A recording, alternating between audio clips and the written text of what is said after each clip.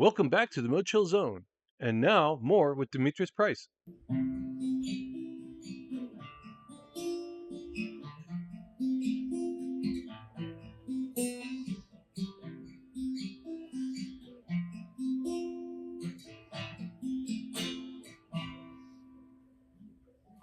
God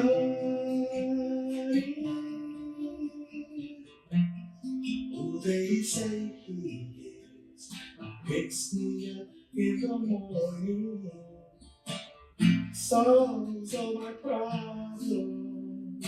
God is who they say he is. He picks me up in the morning, solves all my problems.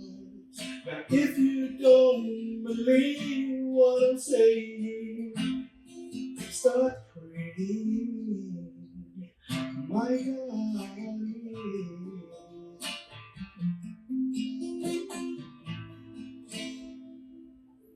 Okay, that's Woo! Yeah, boy. Y'all see, I told y'all. And he just gave y'all a little something. Imagine, I appreciate it. Thank you, man, for blessings with that, man. Well, maybe one day I'll get my track or something like that. You know, I'll retire and then I'll get a track and do a song with you. I mean, I know I'm not as good as you, but can a brother get on a track and I can backtrack? Hey, well, I don't know about all that. Yeah, man. You know, man, I appreciate you, though, man. No, thanks for blessing us with your talent there. Yeah, well, that was completely unplanned. I know. That's about as raw as it gets. Yeah, we love it. I've been on that song in a long time. Yeah, I know. That's a good came out. But that's a song that I have on also. That's on the CD. Yeah, I knew that already. So I've heard the song before, and I'm very thankful that he did it. I was surprised that he got it. So that song is written. That's a special song. That's the first gospel song I ever wrote. Oh, wow. Nice. Yeah, so it was a piece of the first gospel song. And that was written on the couch in my grandmother's house way back in the day. And my cousin is Sabbath, because I'm a Sabbath keeper. And so my cousin is yelling to my grandmother, "Ooh, Dimitrius playing that music again." She thought I was playing some other music. And I said, "No, I was writing a gospel song," but my grandmother didn't believe it. So she said, "No, you can take it." They didn't trust me. They wouldn't put my guitar down because I did other music. You know? Yeah. But I put it down, but that song stuck with me for all those years. Nice. And then I actually recorded it in 2007. Okay. So cool. And it turned out really good. I was going to ask you, do you remember your very first song you ever wrote? I don't remember it, but I was 7 years old. Wow. I started writing songs at 7.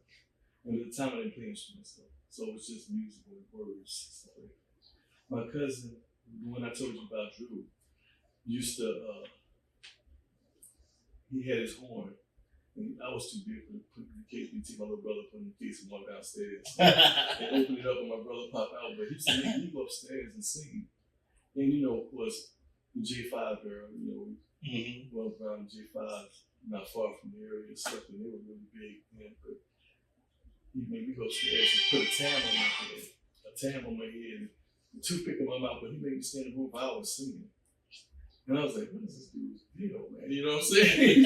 He's making me sing, you know, I'm probably, about 5, 6 at the time, I think, when I did that part. But so music was kind of like, just all around. Sure. That's awesome. Yeah.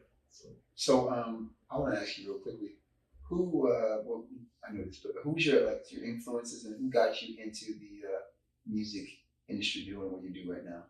Somebody who you were actually, Music influences? Yeah. Oh, I kind of know a little bit, but I want you to make sure you tell people that. Yeah, I have a lot of influences, actually. So I'm a huge Elvis Presley fan, to be honest with you. Nice.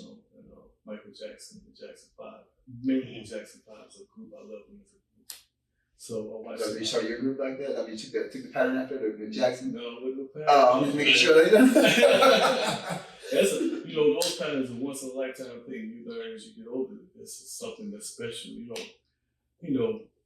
I guess as you grow older to become an artist, every day is a work of art, right? Not all the time recorded. Right. So we're in art right now, in art form, you can't, art is something that you don't really want to imitate.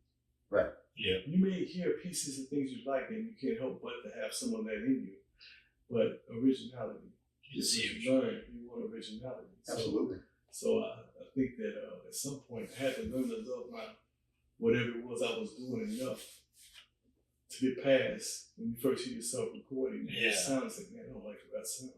Because you're thinking in your mind, I want to sound like this person, or this is what you It don't sound different to you. But then when you record it, that don't sound nothing like what.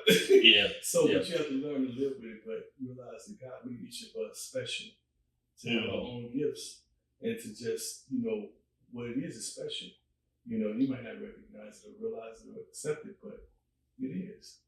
And so as an artist, you have to learn to at least live with that. Because what someone else doesn't like, somebody else does. Sure. So that's just what it is. And even with your artists that sell the most records, they're still only selling millions of records. But we got a billion people. Yeah. So obviously, somebody ain't gonna reach. Right. So, so, think about it like that. That makes you think of it differently, a different perspective. Yeah, a whole lot. Yeah. A whole lot there. But it's not about that. The art is a beautiful thing. Putting this music out now was interesting because things have changed. Right. And getting a chance to listen to more independent music, man, there's so many talented, so much beautiful music out there that you never get to hear on the mainstream platform. And it's almost crazy. It's like, this stuff needs to be heard. So I feel good that, I'm in that category actually. It may not be mainstream, but I feel good to be around those kind of artists. There's some beautiful music out there. So. Absolutely. So real quick, why do you think that is that way? Why do you feel it's that way and it's not like more with the artists like that are not being heard? How do you think they could change that, and what do you think they could do to be that way, to get out there? Well, that's an interesting thing. I think that it's not as planned as people think it is. I think it's definitely a God thing. I know that now more than ever because I've had a lot of opportunities. I did some house music and had opportunities when I was like 18 years old to do things, but everything has to line up a certain way and be a certain way. So I was blessed and I was very confident, and I was around people that could put me on the record, on the radio and stuff like that. And I did some things, but the things weren't right. And so I would say no, but at the same token, I had a certain confidence that I felt like I'm going to get a chance to do it. So I walked away from things that other people would be like, you're crazy. I would never turn away from this and that. But now come full circle and see what I'm doing now with my family and just really realize that certain things, just like what happened with my family. Absolutely. And how we're being called around to do this music. And I haven't put music together for us as an album and all that. I'm still trying to wake up and realize that we're doing this. I can't believe I'm running around with my wife and my children playing music. Awesome, man. It's a beautiful thing. Yeah. It is, man. I'm trying to be a part of it, man. You know what I'm saying? You boys just trying to be a part of it, But how it took off, it made me realize how things really happen. Because when people are saying, hey, we want you to come here and do this and that, everything from even just the first steps of putting it together and say, let's go ahead and play somewhere. That whole thing let me know it's a God thing. And it depends. Everybody's not maybe called for certain things. But it's a group thing because what my mission is now, I had a student. I'm not trying to break down what that is. Oh, no, I didn't tell us about that. I had a student recently that was killed. So a beautiful young man. Can we say that person's name too? Go get the person. His name is Danny Partridge. Danny Partridge. Shout out to Danny Partridge's family too, by the way. Yes, Jamil family. But really, really beautiful young man. I started working when he was like 11. We were on 12.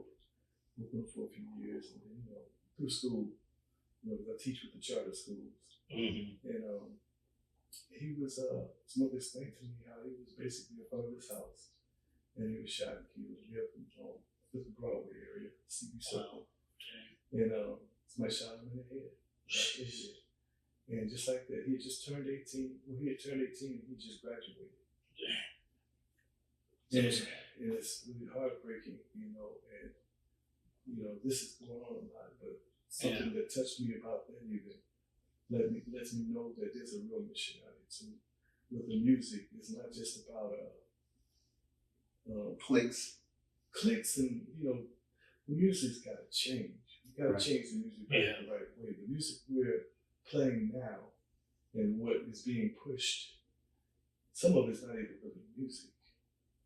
We need to get back to the part where the heart and soul of the music is, where the messages vary and not so stringent on one particular subject matter. Yeah. And that matter that they're talking about is all derogative. Mm-hmm. Everybody cannot be on that. Right. Yeah. And so I think it's sad, and I think that just like you have that music being pushed, we need to be pushing some of the other music. Because this whole thing is a God thing, so I'm on a mission too. Because I'm representing Christian music. That's what I'm representing. And message music, stuff that sends a message.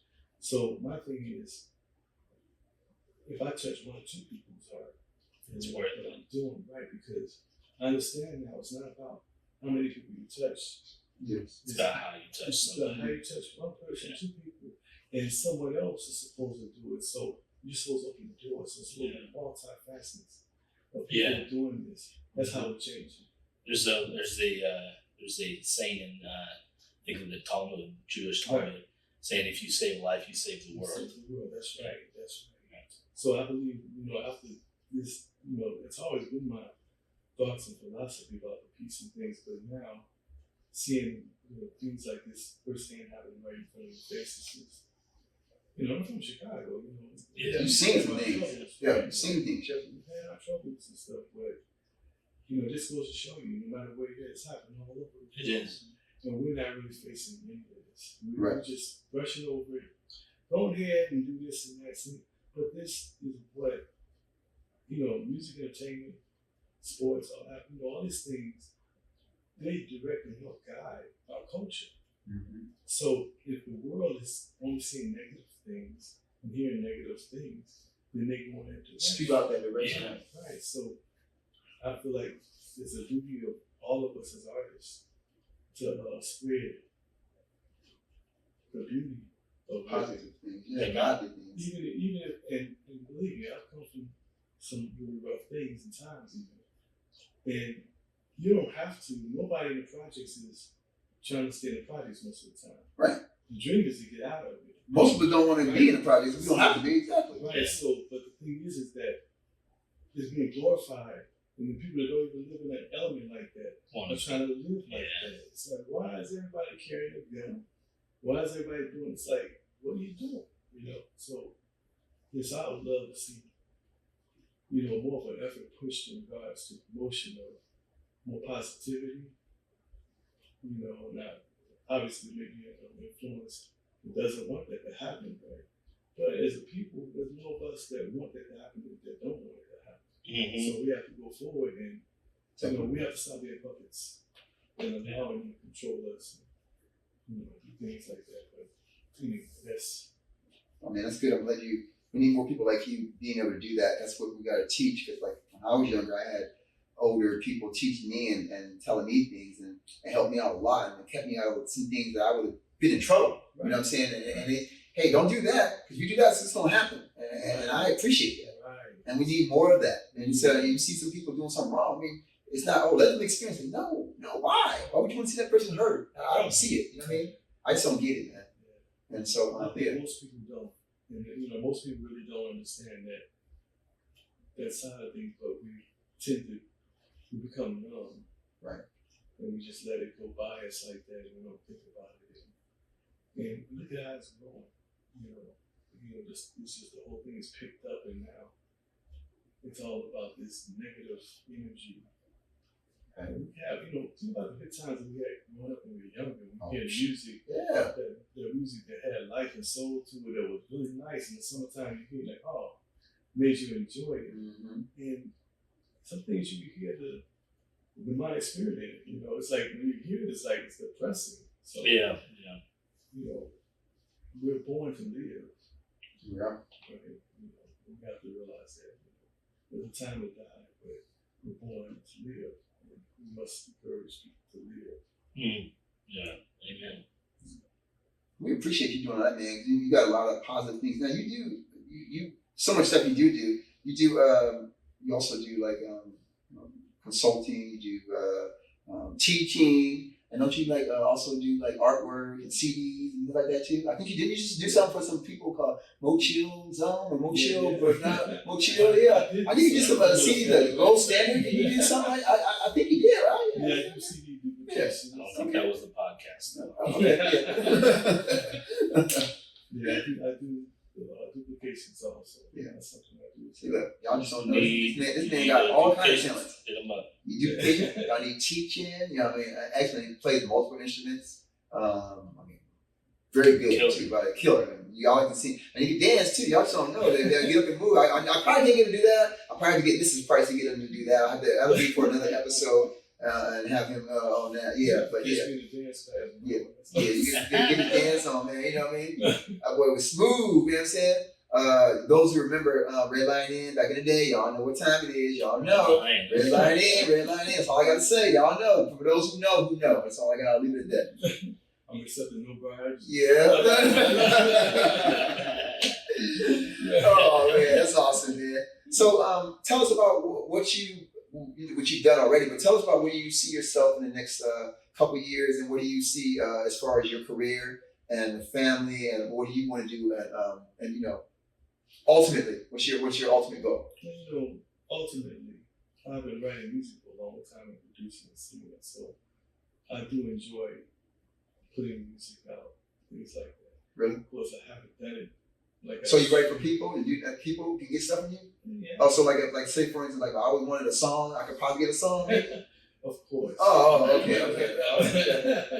All right. Y'all heard that, right? I'm holding to it. Now, when I come back on the podcast about another month, I say, you know what? I still got my damn song. Stop badgering the witness. Sir, stop badgering the witness.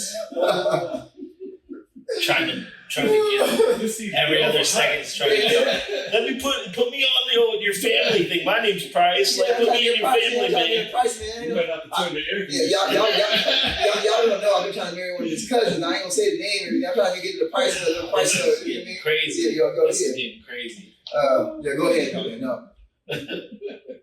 Sorry, Dimitrius. No, that's okay. I apologize for this man's behavior. That's okay. Yeah. I'm crazy. Y'all know. He's Everybody know badgering that. the witness. Yeah, y'all fans. Everybody Talking know. about marrying I'm his crazy. cousin. I'm crazy. What's going Yeah, you on? know what I mean? Nah, man, I do. You know, I gotta give you a hard time. It's what I do, and I definitely appreciate you coming out. So, is there any other thing besides that you're doing that besides the CD you got out now, obviously? Yeah, I'm working on music for the family. I actually have songs, just like the ones I put out here recently. You write songs and you stash them and things and Sure. that. So I have songs already that we have that I put together that I've recorded that I'm gonna sit down and finish and put something together, because a lot of times when we go somewhere to play, people are asking, do you have a CD? Yeah, Or something like that. And I mean, technology, I understand it somewhat, but it is different now. I see how different the medium, the streams, and all this stuff is like taking the place of a record sale, like streams. But I'm putting music together, and some of our audience are older, so So they'll still get the CDs. Right, they'll still want CDs. So, That's a good thing. So I'm putting it together and working it out. Cool. Where can they find you at? Yeah, you got to beat me to it, so that's good. Okay, well, that's another thing I got to work on right there, because you can. I don't have a website yet. Wait.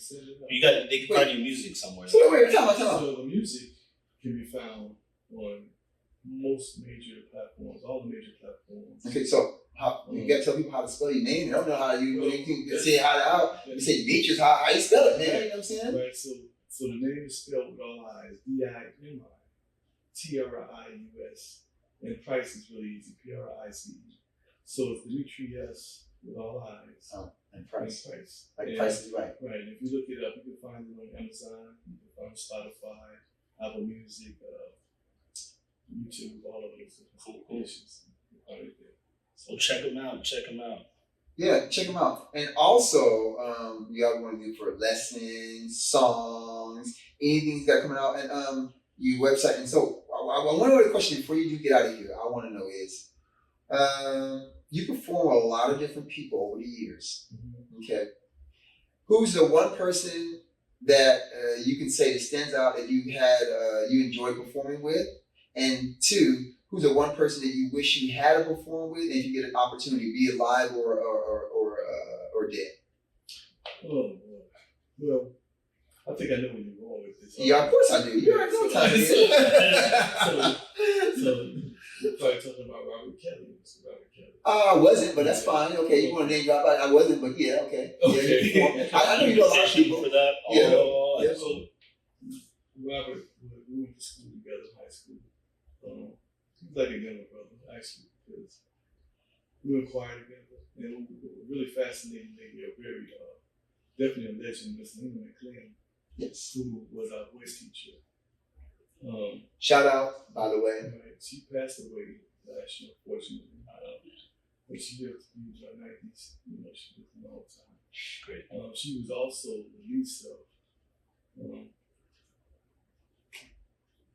the Dorsey brother. Yeah, boy, he's a toxic. There you go. They consider him the father of gospel, actually. Nice. So she was his niece. I didn't know that. Okay. But other things I didn't know, a friend brought to my attention. My great grandfather on my mom's side used to operate this church on the south side of Chicago, and it was burned down. I remember telling me, this was granddaddy's, church, and a friend of mine called me up one day and showed me a documentary about this church where the father of gospel music was said that, that's what used to be the choir director. Wow. So Mr. Dorsey was the music director there. Wow. At the same church that my great grandfather ran. I never knew that. Wow. And in the church, you had people like Sam Cooke. Yeah. You had people like Aretha Franklin. Wow. And Miss Mahalia Jackson. No. That would come there and sing. One of the greatest voice of all time. You already know what time it is there. Last year I was visiting back home. My auntie was song. I used to listen to the wall and hear Mahalia sing. Because they were kids then. Wow. This is my great grandfather. So it was, I didn't realize all of this stuff. Wow. So at this church, all these years, up until last year, I didn't realize that Miss Lena McGlynn, who was, our voice teacher, used to play the piano as a little 15-year-old kid, a teenager. For all those grades. For her, because she played, under the tutelage of her uncle. Wow. So Miss McGlynn is so spectacular. I gotta say this before I can't leave this out. Miss McGlynn, first of all, we were in Chicago, first place, all around the walls in first place for the choir. We had the #1 choir in the whole city and area, national or whatever. Every year, she taught us opera. We learned things in high school that people didn't know in college. Right. So we were singing sonatas. We were singing in French, Italian. That's why y'all good. Yeah, so Robert learned all this stuff, and Robert is beautiful and a great voice and talent. We had a lot of talent, though. Yeah. And that's why I say that the thing is that to go to certain platforms, certain things have to happen. Absolutely. It doesn't mean that you're best all the time. There's a lot of talent. You definitely can be considered the best, but God didn't stop making talent in one person. Mm-hmm. And all of us need to know that, Mm-hmm. to be humble, because really, there was some people that was bad. And you never heard of them. Yeah. But she taught us sonatas. She taught us music theory. I remember one year, this is the choir. I never forget this because I played the guitar. She brought in a guitar cord and started talking about how the guitar cord was soldered. And so I'm saying, and I was like, wow, okay, because, she just did so much. Wow. She wrote books and everything. And, she wrote music. Great lady. And, yeah, really awesome. I mean, awesome. And, it just goes without saying, she taught us how to sing the right way, all these different things she did for us and stuff. But Miss Lena McLean, of course, Robert, he came under that tutelage as well. He was a young man, and he used to always sing for me. You were trying to be in a group, right? There's a group they trying to get in with you guys. There was a group that he was trying to get at one time. He made a bad decision, probably. But the reality is that he's always singing for me, and I said, you gotta start right. Because I was older, like one of the older brothers. Right. And I told him the story. I remember one point he told me, man. So you can thank him for I Believe I Can Fly. Oh, yeah. I wish I could take credit for that. Hey, I mean, you told him to start writing, and he wrote one of the best songs of all time. He used to always tell me when I told him this, he said, I am. You know. So he started doing things that I didn't know he was doing even, but he was always interested in being good at what he was doing. You know, you could tell. I mean, he's the best. Besides what people really think, you know, a lot of these artist stuff, you never know. When you're looking at the media, you really don't ever know what's really going on. A lot of times, people are nothing like what the media portrays them like. And if I was to, I don't know what all happened, you know, down the road, but he was always more of the way to describe him, he was a country boy. That's what Robert really was. Most of us in Chicago are originally from like Mississippi, our families and stuff, but he was really just a country guy. He loved music, soft-spoken. When I first heard the music he was putting out, it didn't match him. But in the music industry, they make you put music out that they want, that they think is going to sell. You don't get to just do what you want to do. They say, hey, we want this. And if you don't give it to them, then they don't put you out. Right, so, you know, you say they want something raunchy, you put something raunchy is selling, we want raunchy. Yeah. And you, as a young person, you just give them what they ask for. Right. You know? So sometimes the hype is a lot bigger than the reality, you know, for sure. So, well, we appreciate you coming out. We appreciate you coming on and sharing the knowledge, sharing the love, spreading the love, helping us do that. Thanks for having me. Definitely. And we'll be playing his songs in between a couple of his songs during the interview. So you guys see this, the stock party and everything, we'll be playing that. So we would definitely appreciate him coming out. And this won't be the only time you guys see him. Maybe, hopefully, you might get your boy on a song, maybe, you know what I mean? I'm trying to, it's like, that's how I feel. If you badger him enough, maybe. I been badgering him like for 30 years, bro. What you talking about? What you mean, you know what I mean? I just told my age now. How about that? No, yeah, man. No, we do appreciate it, man. I want to thank you, like, as a friend. Like, I really appreciate, like I said, you guys don't know this is one of the best men that I know as a human being, like, as far as a male father, is always out there helping people, always out there doing stuff. A lot of stuff he does behind the scenes you guys don't know about. Every day, there's always, he's doing something for someone. I don't have to tell people, a lot of people out there will feel the same way I will, write in or call in, and they know what I'm talking about. And I really just appreciate, you make me want to be a better person, so I really appreciate that, man. So thank you. Thank you for that. Really do. I mean, it's a lot. I really appreciate that, man. God be good. Yeah, man. So, yeah. All right, y'all. We'll catch you next time. You and your boy, we're out. Peace. MoChill Zone with your boy. Yeah, we're out of here. Thank you for listening to episode 9 of the MoChill Zone podcast. We strive to bring you inspiring, unique, and entertaining stories. We hope you enjoyed tonight's episode. Follow MoChill Productions on Instagram and Facebook for announcements of all our episodes' online release dates.